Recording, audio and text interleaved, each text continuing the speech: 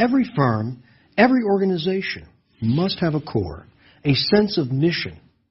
Now this is different from strategic intent, which we talked about in our last lecture.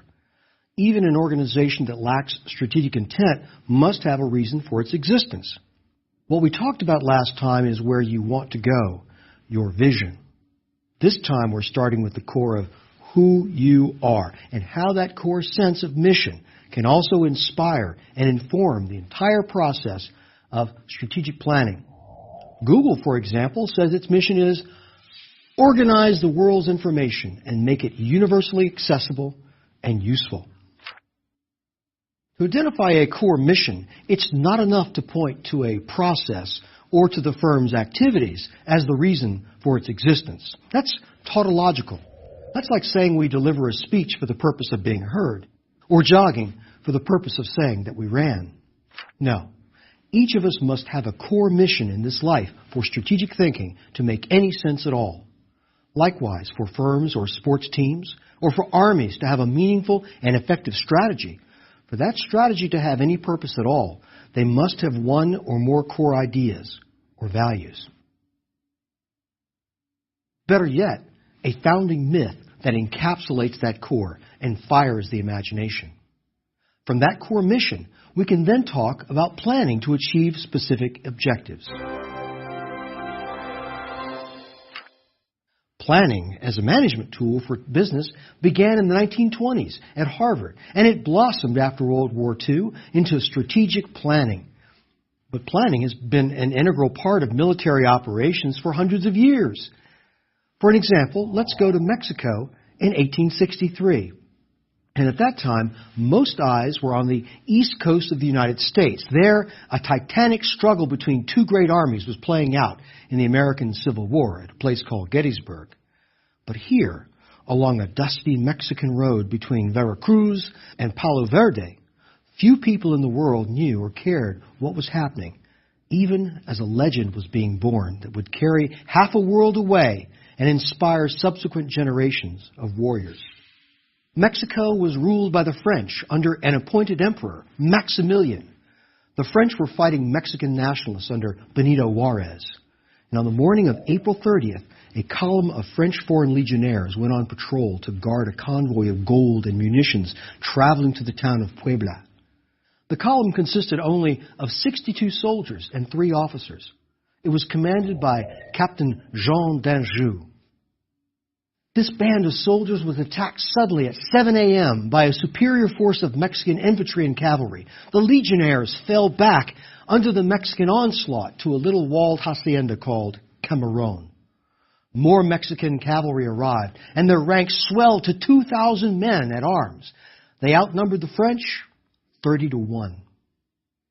Now, as the casualties mounted, the French retreated to a farmhouse, and they fought room by room as ammunition dwindled. And they fought with bayonets, and minute by minute, unknowingly, with their bravery, they began constructing a legend, a powerful, larger-than-life myth that would serve as the unshakable core of their organization for more than a century.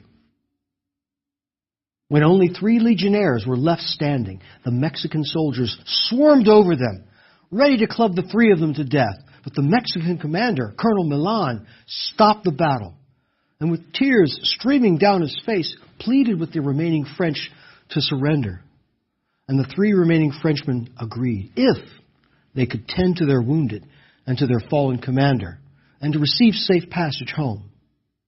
Colonel Milan's response reflects the respect that men-at-arms have for each other and the almost mystical bond of shared near-death experience for men who fight from sense of honor.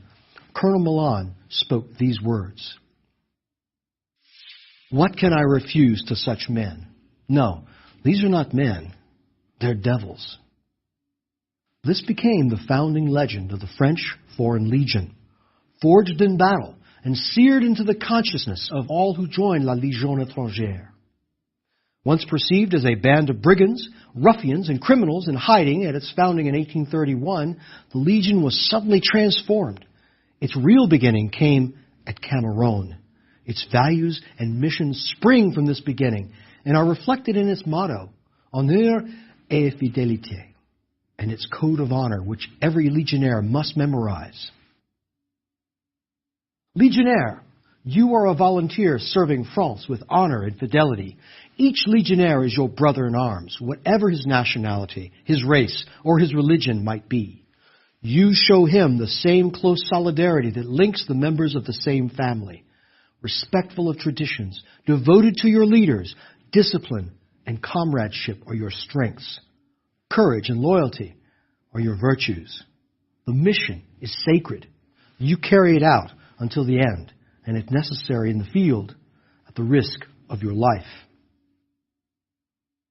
The French Foreign Legion became a sacred warrior band, bound by honor and fidelity. Now that is a founding myth, and every company, every firm, every organization ought to have a founding myth that exemplifies its code or its mission. Perhaps not one as extreme as that of a warrior band, but one that's substantial, inspiring, and captures the spirit of the organization, one that breathes life into the dream. Think of Apple Computer's founding myth of two guys in a California garage starting the computer revolution in 1975. Or Henry Ford's can-do attitude and his drive to make a car for the common man early in the 20th century. The myth should inform the company mission statement. A founding myth should inform your personal mission statement as well. It's from this statement that your strategy grows. The mission statement, it anchors your strategy, and it serves as the basis for your strategic intent. The mission statement is bold and lofty and inspiring. For example, here's the declared mission of Coca-Cola. To refresh the world, to inspire moments of optimism and happiness, to create value and make a difference. But mission statements can be mundane, uninspiring, routine, forgotten. Often a company becomes lodged in its routine. Its heritage is lost, its environment sterile, devoid of emotional power.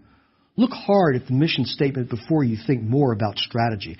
If the statement is laden with jargon, if it's dull, if it talks about increasing shareholder wealth, if it talks in vague terms about market leadership, if you can't even tell what the company does by reading the statement, well, there's a tremendous problem right there.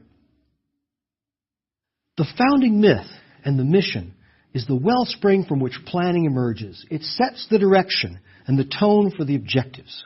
One of the great strategist academics of the past 20 years is the iconoclast Henry Mintzberg at Canada's McGill University. Mintzberg has a healthy skepticism about the ways of strategic planning and the ways it can go wrong. And he has a special place in his heart for the elegant, the different, and exciting strategy. A strategy that doesn't bore. Mintzberg once said that thinking about strategy shouldn't make you reach for the snooze button. But in the world of strategy, everybody's become so serious. If that gets us better strategies, fine. But it doesn't. We get worse ones, predictable, generic, uninspiring, and dull. Strategy has to inspire. So an uninspiring strategy is really no strategy at all. The most interesting and most successful companies are not boring. They have novel, creative, inspiring, sometimes even playful strategies. By taking the whole business strategy less seriously, they end up with more serious results. And they have some fun in the bargain.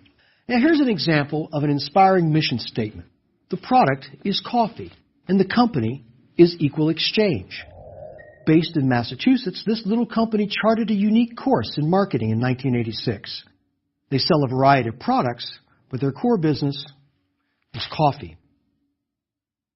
The essence of their vision and mission is fairness to farmers, a closer connection between people and the farmers we all rely on. They didn't just want to sell coffee, they wanted to change the world with how they sold coffee, and they wanted to do it in a way, an inspiring way, with mission in hand. They took the next step and laid out a series of achievable objectives. Help farmers and their families gain more control over their economic futures. Provide high-quality foods to nourish the body and the soul. Put company control in the hands of the people who did the actual work. Establish a community of people who believe that honesty, respect, and mutual benefit are integral to worthwhile endeavor. Now, this is a brilliant exposition of mission and the establishment of objectives. All of Equal Exchange's marketing carries its message. Look at a package of Equal Exchange coffee. Everything about it speaks to the company's mission. Whole being, organic, mind, body, and soul. Now this is mission focus at its best. A superb example of defining a mission that supports strategic planning. Now we can begin to locate the beginning of strategic planning in the military. The marshaling of resources, the training of soldiers, the arming of soldiers, their maneuver on the battlefield. All of this requires forethought and planning. Prior to the Napoleonic era, planning was the province of the general or the monarch with advice from his trusted confidants. The development of military staff planning saw its beginnings in Prussia during the Napoleonic era. This was the beginning of the most famous military planning staff, the Prussian General Staff, which came into being in 1807 at the order of King Frederick Wilhelm III. This became a full-time body guiding the Prussian army, and it was established by law in 1814. This was the first general staff in history.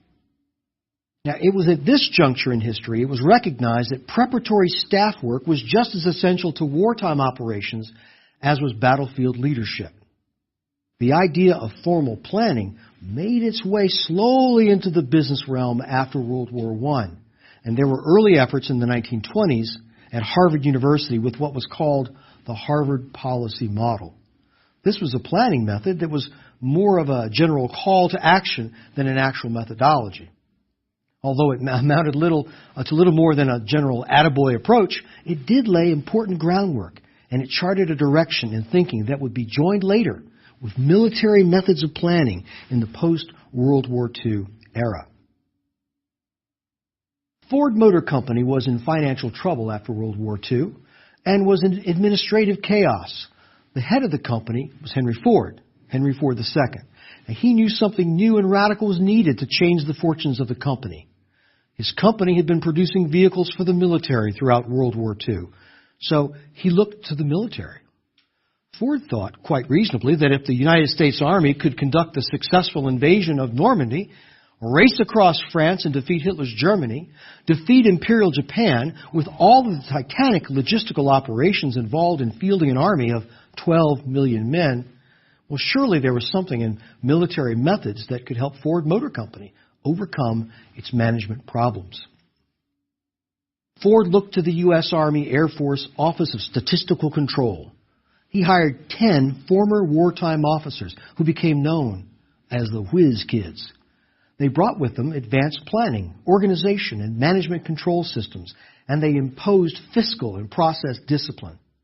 The man who emerged as the leader of the Whiz Kids was Robert McNamara, and he was quickly tapped as a future leader of Ford. He started as manager of planning and financial analysis, and he advanced through a series of top-level management positions. And by 1955, McNamara was the general manager of Ford Division.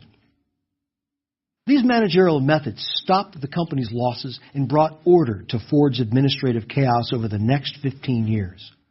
And perhaps wittingly, the Whiz Kids charted the course of American strategic business thought for the next 20 years. Let's call it the rise of strategic planning. But American corporations began to base their strategic plans primarily on financial data, collating the financial figures from the previous year, preparing their spreadsheets, making forecasts based on those figures, and then setting the budget. Planning had become little more than a budgeting exercise conducted once a year, all with the illusion of precision. The planners began moving farther and farther from the mission of the company, and they focused on budget numbers as a substitute for engagement with reality. But the problems with planning at this point were really hidden. They were hidden by the dominance of American productive might. In the post-war world, America had few competitors. American industrial supremacy served to hide whatever defects planning had on into the 1960s. Defects that would loom ever larger as the years passed. Now, flush with success at Ford, the whiz kids went to Washington at the beginning of the 1960s. Robert McNamara joined the presidential administration of John F. Kennedy as Secretary of Defense. He determined that strategic planning would be elevated to the highest organizational levels of government, and he created a high priesthood of planners who reported directly to him. Daniel Ellsberg, Alain Enthoven, Charles Hitch, and Adam Yarmolinsky. McNamara's model of strategic planning has been applied to many other public sector organizations over the years, and it does seem to have a kind of internal logic to it. It appears to work, though only if you exclude many crucial variables. Now, through the 1960s, the gospel of strategic planning spread and became embedded in the American corporation as a standard management tool in virtually every Fortune 500 company, and many smaller companies as well. Now, firms would create complex and meticulously wrought plans based on elaborate forecasts of company performance in the economy and in specific markets. Early strategic planning ignored more than it encompassed. It yielded distorted results. In the decade of U.S. industrial dominance, it didn't matter as much. But as the 1970s dawned and complexity imposed itself, the challenge of the Japanese and the power of the Arab oil states revealed the poverty of the current planning model. Among other things, it ignored human irrationality in decision-making and the actions of other players in the great games of politics and commerce. Even McNamara, in later years, recognized the flaws in his early form of planning, and that even the best plan, the most securely rooted in data and rational calculation, may prove useless in the face of the inevitable irrationality of human behavior and the unpredictability of the external environment. If we recognize the pitfalls in early strategic planning, perhaps we can correct and build a better model. Henry Mintzberg identifies 3 fallacies that have worked against planning since its inception. First, the fallacy of predetermination. We believe that we can know the future, and this leads us to the predict and prepare line of thought. But of course, we can't predict the future. And basing our plans on this single line of thought, it can be disastrous. Second is the fallacy of detachment. This refers to the tendency of planners to remove themselves from the scene of the action. This is strategic formulation detached from its implementation. Third is the fallacy of formalization. Now, this is the ossification of strategy in a binder mentality. The strategic plan is in a binder, and we put it on the shelf. And there it stays. It begins detached from reality, and as the days and weeks go on, it becomes even less of a representation of what the company actually does. The more elaborate the plans, the more elaborate their failures. So, this leads to an obvious question. If strategic planning has such an ignominious track record and seems fruitless in hindsight, then why do we speak of it except as an unfortunate historical hiccup? Just this. Beginning in the late 1970s, the best business thinkers began to they began to think about strategy and how they actually made decisions. And they began to connect this process of thinking to the real world where the strategy is played out. Marking this new thinking was the publication of a powerful article in 1978 by McKinsey & Company, the global management consulting firm. The McKinsey article was called The Evolution of Strategic Management, and it traced the evolution of effectiveness of strategic decision-making. McKinsey identified the phases of ineffective planning that had plagued American industry and left it vulnerable to new challenges. This article called for changes in the way we think and the way we conceive of planning. Let's look quickly at these phases so that we can understand how we reached our present point. The first phase was the 1950s whiz kid phase, the financial planning phase. Now, this viewed planning as almost a purely financial problem and was conducted as an annual budgeting exercise. We've seen how this is inadequate, and yet this focus lingers on in some businesses because it's easy. Now, the second phase was forecast-based planning, which recognized that deeper thinking is necessary about resource allocation and the development of key issues. The third phase was externally oriented planning. This kind of planning was even better because it looked outward to how the firm interacts with the external environment of competitors and other businesses. The final and highest phase was strategic management itself, and here we aim to weld strategic planning and management into a single process in pursuit of that lodestone, the linking of strategy conception with execution. This means diffusing the ability to think strategically throughout the entire organization, a worthy goal. But this, of course, is easier said than done. This is rarely accomplished because of natural inertia, the distribution of power, and the unity of effort that's needed. So this brings us to the state of strategic planning today. For our purposes, the strategic planning process offers incredible benefits if we pursue it correctly. And here I offer a 6-step strategic planning process. 6 steps to the crafting of competent strategy. Here we learn the steps in constructing a competent basic strategy. How to develop a strategy in building block form. Now this strategic planning process is one version of planning. It's not the only process. Every competent firm has its own version of this process. It may be 5 steps. It may be 7 steps. But these are the main steps. 2 of them we've covered in this lecture. The remainder we'll be covering in later lectures. These are the mission, the objective, the situation analysis, strategy formulation, strategy implementation, and control. First, your mission. I began this lecture with a dramatic call to action. Your mission is your core that guides you. Define your mission now. Can you do it in a few short sentences or even one sentence? You'd be surprised how many people take this for granted in both their personal and in their professional lives. Entire companies can take this for granted, never looking to their mission to guide them in the setting of objectives. Now, the second step is the setting of objectives. You choose these based on some notion of wanting to fulfill your mission. They should be clear, concise, achievable, and in some sense they should be measurable. You want to see progress towards your mission. You can measure your progress in the effectiveness of your strategy. Number of meals served, number of satisfied clients, average test scores increasing, market share targets are met, revenues are increasing, the hill is taken from the enemy, you complete med school, you complete your first tour in the Peace Corps. Now, the third step is pivotal for most firms and is the most involved. This is the environmental scan. We look at the environment in which our firm functions, both the external environment and the internal environment. On a personal level, we evaluate the external factors that impinge on us with respect to our objectives. We devote several upcoming lectures to the scanning of our environment, what to look for, and how to look for it. It's common sense that we should develop knowledge about our own capabilities and resources and then evaluate them against the outside environment to see if we can actually do what we intend to do.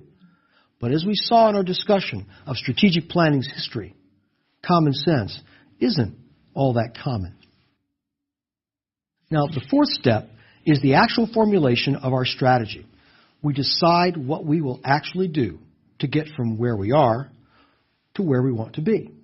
We decide the when, where, and how much of our plan. We allocate resources, and we connect our management decisions with the folks who actually implement the plan.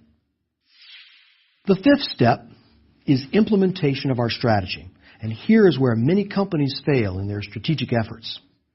The military has a dictum for its officers when directing the soldiers: supervise and refine. This means not to simply issue orders and then assume they'll be carried out as issued. Experience shows us that too many dissonant factors can disrupt even the best of plans. The variables can wreak havoc on our work. We must constantly supervise and refine during the implementation phase. And this leads us to the final step of the strategic planning process: control. Control is just what it sounds like. We develop a control mechanism to evaluate if our plan is actually working. Is our plan getting the results we want? If not, why not? We're already familiar with control mechanisms. They're all around us. In university classes, the control mechanism is regular examinations to verify that both learning and teaching strategies are working. In manufacturing, the quality control department is a method of control and evaluation, and this helps the firm discover systemic deficiencies. The Japanese concept of Kaizen, or continuous improvement, is a form of control. Now, when our control or monitoring system tells us that something is amiss in our strategy, we can then circle back to our environmental scan to discover if the relevant environmental factors have changed. As we think about our own strategic planning process, we should remember to remain rooted in our purpose, our mission, and we should remember what constitutes a good strategy. We don't want to do things just like everyone else. We don't want to be yet another Me Too offering in the marketplace, undifferentiated in any meaningful way. We are not filling out a checklist. We want to remember our definition of strategy from Michael Porter. It means doing things differently. This is one of the most incredibly useful takeaways that the world of strategy can offer us, and it comes from his powerful 1996 article in Harvard Business Review. What is strategy? What does it take to be different? Creating different products or producing old products in unique ways. It means taking resources largely available to everyone and then assembling them in a way that yields competitive advantage. It also takes time. In Michael Porter's view, the proper time frame for strategic planning may very well be a decade or more. Maybe that seems impossible. Maybe for your organization, looking 5 years ahead is all you can do. The point is that the time frame of a single budget or planning cycle is typically not enough for a strategy to be successful. Remember the plan recommended to President Kennedy for beating the Russians in space? Beating the Russians took literally a decade. Planning far in advance has other advantages as well. As Porter noted, a long-range plan fosters improvements in individual activities and the fit across activities. It allows an organization to build unique capabilities and skills tailored to its strategy. Now, as we enter into this strategic planning process, this idea of seeking competitive advantage by doing things differently should inform us every step of the way. Strategic planning has its adherents and its detractors. It takes time, and it can take too much time, especially if the plan is never executed. Used mindlessly, the process can ignore far more than it reveals, perhaps nothing more than an annual budget exercise. Like any process, strategic planning is not perfect, but if we recognize its strengths and stay cognizant of its weaknesses, we can make use of the technique for our own benefit. What we have discussed in this lecture is an overview of strategic planning, plus with specific attention to the core mission. We'll cover the other steps of strategic planning in later lectures, but for now, be aware that anyone can develop a competent and effective strategy with this basic strategic planning process, whether for business or for the accomplishment of personal goals, if there is a core sense of mission. Near the beginning of this lecture, I presented to you the example of the French Foreign Legion as an organization with a superb sense of self and mission derived from a conflict on a dusty battlefield 150 years ago. What are the Foreign Legion today? Each year, the French Foreign Legion publicly reiterates its mission and links its current legionnaires to its founding traditions. Every April 30th at its headquarters in Aubagne, near Marseille, La Légion étrangère celebrates the Feast of Cameroon in a solemn ceremony that commemorates the founding legend of the Legion.